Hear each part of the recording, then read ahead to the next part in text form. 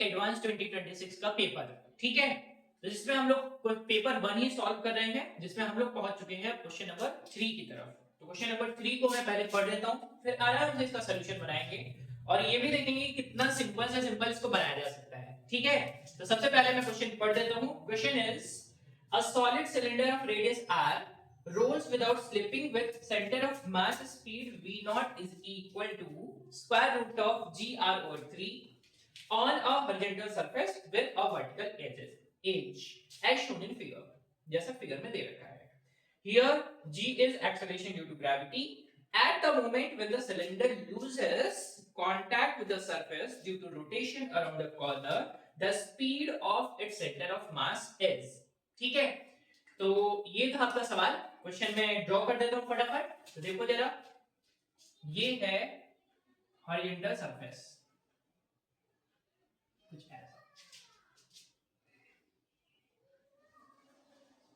इस horizontal surface के ऊपर रखा गया है एक सिलेंडर, यूनिफॉर्म सिलेंडर है and that is of solid, ठीक है। तो मैं डायग्राम को थोड़ा सा मॉडिफाई कर रहा हूं अपने हिसाब से। ये सॉलिड सिलेंडर है और ये है कुछ ऐसा। तो ये जो हॉरिजॉन्टल सरफेस है ना, सरफेस को देखो मैं थोड़ा सा मॉडिफाई कर रहा हूं, मैंने अपने हिसाब से थोड़ा सा मॉडिफाई कर दिया है इस डायग्राम को, ताकि आपको थोड़ा और बेहतर समझ में आए। ये है हॉरिजॉन्टल सरफेस, ठीक है। इसी हॉरिजॉन्टल सरफेस के ऊपर रखा गया है एक cylinder, solid cylinder that is uniform in nature, और ये रोल करते हुए जा रहा है, जिसका रेडियस भी दे रखा है, रेडियस इज कैपिटल आर, ठीक है। और ये रोल करेगा, तो रोल करेगा इसके सेंट्रल लॉन्गिट्यूडनल एक्सिस के अलोंग, ये रोल करेगा और रोल करते हुए आगे की तरफ जाएगा और कुछ घूम रहा होगा ऐसे, जिसका एंगुलर वेलोसिटी मैंने लिख दिया है ओमेगा नॉट। बट इस सिलेंडर का ये सेंटर ऑफ मास, अब सेंटर ऑफ मास कहां एग्जिस्ट करेगा, तो यूनिफॉर्म सॉलिड सिलेंडर है, सेंटर पर ही मैं अज्यूम कर रहा हूं, तो यहां से चल रहा है कुछ इस डायरेक्शन में, जिसका वेलोसिटी आपको दे रखा है सेंटर ऑफ मास का। ये सेंटर ऑफ मास है बच्चों, इसको मैं ना रिप्रेजेंट कर रहा हूं सी से, ठीक है अभी के लिए। और इसका वेलोसिटी आपको दे रखा है v not is equal to square root of g r over 3, इसका वेलोसिटी दे रखा है। अब ये कह रहे हैं कि भैया ये तो चल रहे हैं, चल भी रहे हैं और घूम भी रहे हैं, ठीक है। यानी ये रोटेशन मोशन से ही सवाल है, रोलिंग विदाउट स्लिपिंग का, रोल कर रहा है लेकिन बिना स्लिप हुए। अब आगे चलते हैं, जैसे ही ये इनके कॉर्नर पर पहुंच रहा है, ये जो वर्टिकल साइड है, वर्टिकल ये एज है और ये horizontal, in vertical as per जैसे ही पहुंच रहा है, इस पॉइंट को मान लिया जाए कि ये पॉइंट है पी पॉइंट, और ये जो लाइन है, ये एज जो है, इसको मैं बना दे रहा हूं क्यू, ठीक है। थोड़ा सा आगे देखते हैं, अब इसकी आवश्यकता है नहीं, तो मैं आपको समझाते चलता हूं और क्वेश्चन को सॉल्व करते चलता हूं, ठीक है। तो जैसे ही ये, अगर मान लो कि इसकी एक पोजीशन में एज्यूम कर रहा हूं, इसके जस्ट कॉर्नर पर कुछ ऐसे, जितना बड़ा सिलेंडर था पहले उतना ही बड़ा सिलेंडर मैंने बना लिया यहां पर, ठीक है। जब ये यहां पर पहुंचेगा तो उस कंडीशन में कॉर्नर के जस्ट पहले की कंडीशन है ये, ठीक, रोल ही कर रहा होगा ये इसी के अबाउट, और यहां पर भी इसका ये है ओमेगा नॉट, इसकी यहां पर भी वेलोसिटी होगी जस्ट इसी के बराबर, ठीक है। आगे चलते हैं, जैसे ही ये इनके कॉर्नर पर पहुंचेगा बच्चों, तो कॉर्नर पर हो जाएगी कंडीशन थोड़ी सी डिफरेंट। क्या कंडीशन हो जाएगी, इसका जो सेंटर ऑफ मास है, अब उस टाइम के लिए ये क्या हो जाएगा, उसका पाइवोट एक्सिस, इसी के, अब ये इसके सेंट्रल लॉन्गिट्यूडनल एक्सिस के अलोंग घूमने के बजाय ये घूमने लगेगा कुछ PQ के अबाउट। किसके अबाउट अब ये घूमेगा? PQ के अबाउट ही घूमने लगेगा कुछ टाइम के लिए। किसके अबाउट घूमेगा ये? PQ के अबाउट। इसको मैं बना दे रहा हूं, ये इसकी सेंट्रल लॉन्गिट्यूडनल एक्सिस है और ये जो लाइन है ये आगे की तरफ जो मैं बढ़ाते हुए लेकर जा रहा हूं, दिस इज लाइन PQ। इस लाइन के अबाउट ये घूमने लगेगा और अब इस टाइम पर इसका जो वेलोसिटी होगा वो कुछ हो जाएगा v। करेक्ट? अब इसका इनिशियल वेलोसिटी कितना है? That is v not. जब ये कॉर्नर पर पहुंचेगा, एट इस एज पर पहुंचेगा, तो इसका ये वाला एक्सिस क्या हो जाएगा? इसी के अबाउट ये क्या करेगा? घूम जाएगा और ये हो जाएगा इसका ओमेगा, या फिर ऐसा बोले ओमेगा 1। ठीक है? कांटेक्ट लूज करने से जस्ट पहले वो पाइवोट हो जाने वाला है एक किसी भी छोटे से इंस्टेंट के लिए। कहां पर? P पर। ठीक है? तो ये मैंने सेंट्रल लॉन्गिट्यूडनल एक्सिस ड्रॉ करी है, ध्यान देंगे इस चीज का। इसको मैंने इसलिए ड्रॉ किया है क्योंकि इसका सेंटर ऑफ मास अभी ये हो चुका है C डैश। ये इसको C ही बना देते हैं ताकि आपको ये समझ में आए कि अभी ये इसकी ये पोजीशन है, लेकिन इसकी इस पोजीशन से ये थोड़ा सा स्लाइटली डाउन चला गया है। ठीक है? लेकिन ये डिस्टेंस तो आ रही है, बात का ध्यान रखेंगे। इसी को मैं सेटअप कर रहा हूं यहां पर। ये है कॉर्नर, ये वो सिलेंडर है, ये इसका सेंटर ऑफ मास, ये इसकी रेडियस, और ये वर्टिकल के साथ एंगल बना रहा है थीटा। तो ये हो जाएगा, ये r है, ये थीटा है, तो ये यहां से यहां तक की डिस्टेंस हो जाएगी r cos थीटा। करेक्ट? कोई गड़बड़ तो नहीं करेंगे ना? ये P पॉइंट है बच्चों, इसी के अबाउट वो घूम रहा है एट द कॉर्नर। ठीक है ना? और इस कंडीशन पे अभी करना क्या है? इसको कांटेक्ट लूज कर जाना है। यानी जो पहले घूम रहे थे सेंट्रल एक्सिस के अलोंग, सेंट्रल लॉन्गिट्यूडनल एक्सिस के अलोंग, अभी वो किसके अबाउट घूम रहे हैं? PQ के अबाउट घूम जाएंगे वो। ठीक है? तो मैंने ये डिस्टेंस निकाल लिया है, ये वाला डिस्टेंस, ये समझाने के लिए कि भाई सेंटर ऑफ मास अभी शिफ्ट हो गया है नीचे की तरफ। पहले इसकी पोजीशन ये थी, अभी कहां हो गई है? यहां पर। ठीक? अगर मैं इस लाइन को बना देता हूं रेफरेंस लाइन, ये जो लाइन है this is your reference line, तो इसके सेंटर ऑफ मास जो यहां पर है कुछ ऊपर की तरफ, यहां पर, या सेंटर ऑफ मास मैंने इस पॉइंट को माना हुआ था, तो मैं कुछ ऐसे कर दे रहा हूं ना। मैं डायग्राम को जरा बहुत ध्यान से समझेंगे। डायग्राम को मैंने कुछ अलग तरीके से बनाने की कोशिश की है सिर्फ समझाने के पर्पस से। सेंटर ऑफ मास ये सेंटर वाली लाइन ही है, तो इसी पर मैं यहां पर भी ले रहा हूं, यहां पर भी ले रहा हूं, तो ऐसा नहीं कहेंगे कि सर यहां और यहां क्यों घूम रहे हैं आप। ठीक है? सिर्फ समझाने के पर्पस से ऐसा किया गया है। डायग्राम को अगर देखा जाए तो ये centre of mass uniform solid cylinder है, तो इसी लाइन पर ही मिलने वाला है। ठीक है? चलिए अब थोड़ा सा आगे चलते हैं। अब क्या करेंगे? सिंपल सा हमको बैलेंस करना है, दैट इज एनर्जी को बैलेंस करना है इनिशियली और फाइनली। जब कांटेक्ट लूज कर रहा है तब की कंडीशन पर, और जब ये चल रहा है रोल करते हुए जा रहा है उस कंडीशन पर एनर्जी को बैलेंस करते चलेंगे। उससे पहले मैं आपको इस सॉलिड सिलेंडर का मोमेंट ऑफ इनर्शिया बता देता हूं, क्यों? क्योंकि उसकी आवश्यकता पड़ेगी। तो यूनिफॉर्म सॉलिड सिलेंडर का moment of inertia about central longitudinal axis जो कि x है I is equal to half mr का स्क्वायर।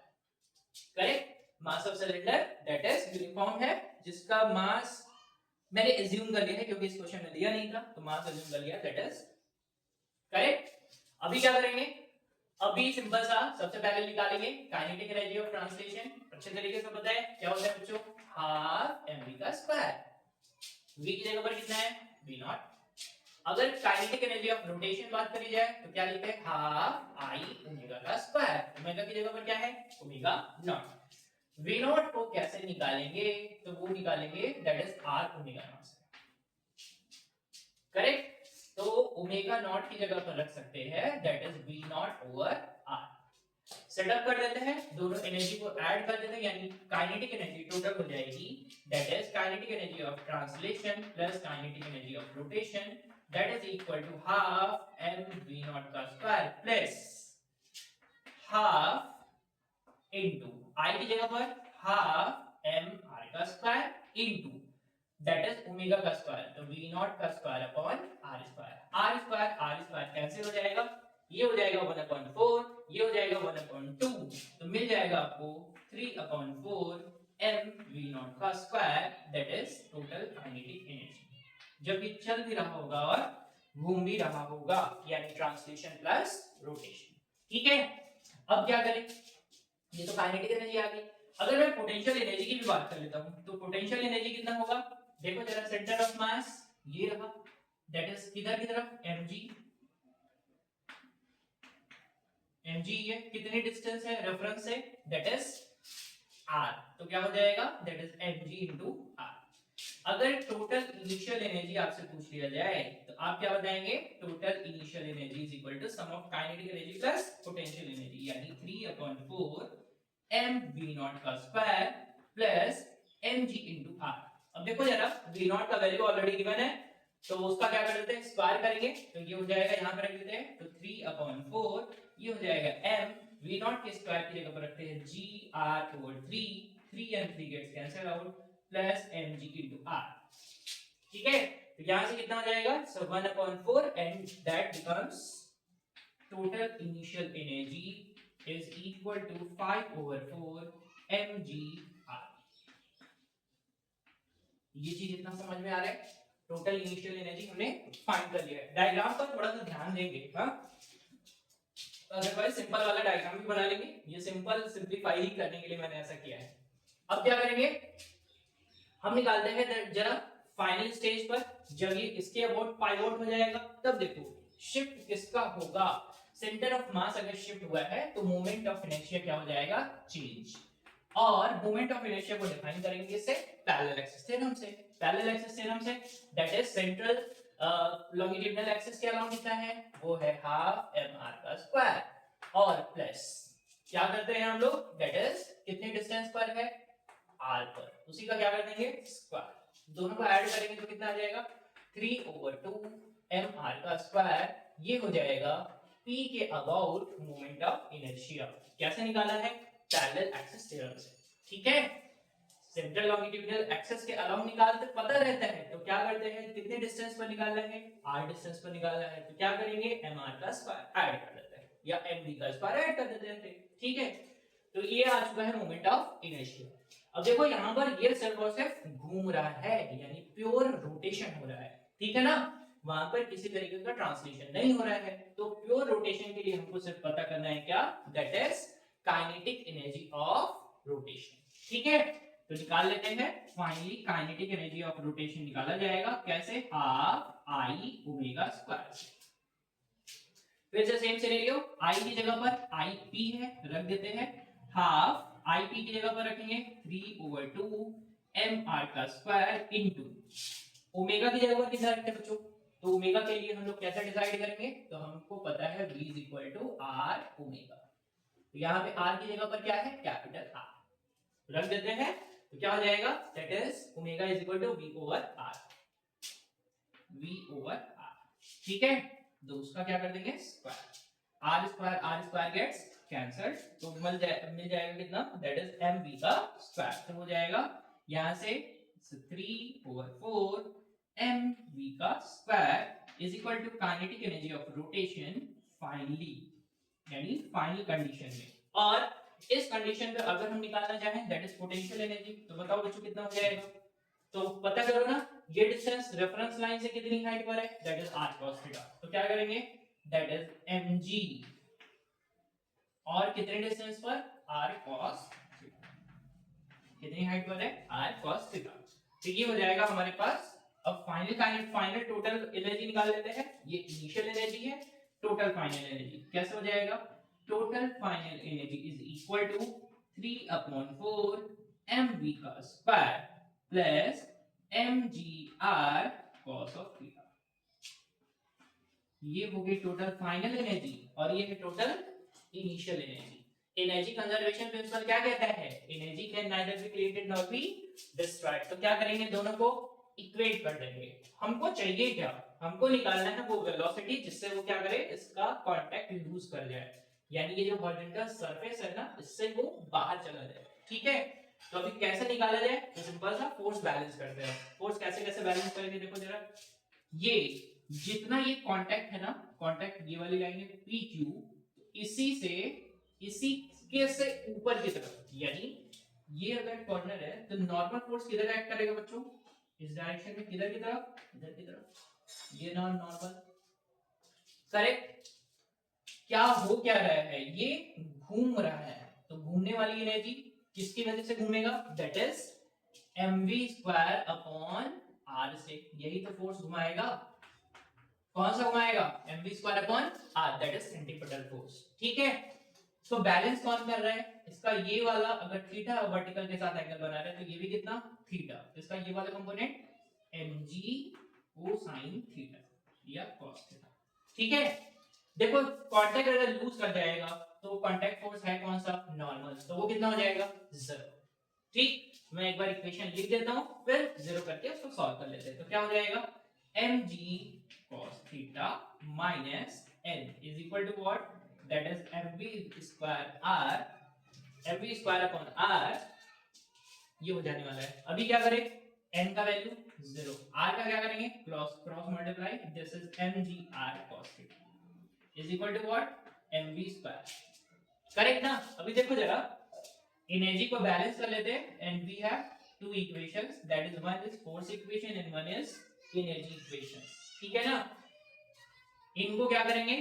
सबसे पहले टोटल एनर्जी को बराबर कर लेते हैं। तो ये हो गई इनिशियल एनर्जी 5/4 mgr, ये हो गई फाइनल इनिशियल एनर्जी, ये है final energy 3/4 mv² plus mgr cos of theta.